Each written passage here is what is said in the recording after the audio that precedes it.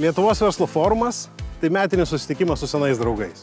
Čia nėra tuščių vizitinių kortelių ar viskas puikiai, o yra tikri klausimai, gilūs pokalbiai ir žmonės, kuriems rūpi. Ir kaip kasmet, čia yra visą laiką galimybė.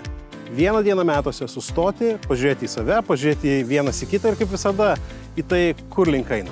Man Lietuvos verslo forumas tai tarsi veidrodis, kuris nebijo parodyti visko. Ne tik to, ką nori matyti, bet ypač to, į ką kartais pamirštam pažvelgti.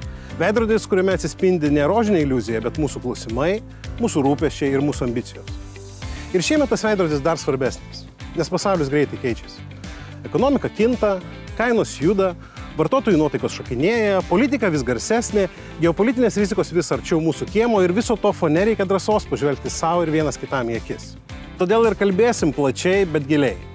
Šiemet net 6 salės, kuriuose diskutuosime apie ekonomiką, kuri reikalauja išmintingų sprendimų, apie geopolitiką, kuri persipina su verslo kasdienybė, apie strategiją, kuri turi būti ne tik efektyvi, bet ir sąžininga, apie žmonės organizacijose, jų tylą, jų nuovargį, jų kūrybą, apie kultūrą, kuri gali išlaisvinti, bet ir išdeginti. Kaip visuomet diskusijos bus netikėtos, kartais provokuojančios, bet niekada paviršutiniškos.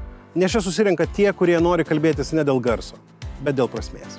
Tad labai kviečiu susitikti Lietuvos verslo forume lapkričio 13 dieną Vilniuje. Grįžtam su klausimais, su idėjomis, su draugais ir žinoma vakarinių pokalbių prie taurės vyno ir geros muzikos ir ypatingų jausmų, kai žinai, kad čia susirinko žmonės, kuriems rūpi Lietuvos verslas. Šis forumas ne tik veidrodis, jis ir priminimas, kad ne viską turim žinoti, kartais užtenka būti kartu ir drąsiai galvoti sykiu.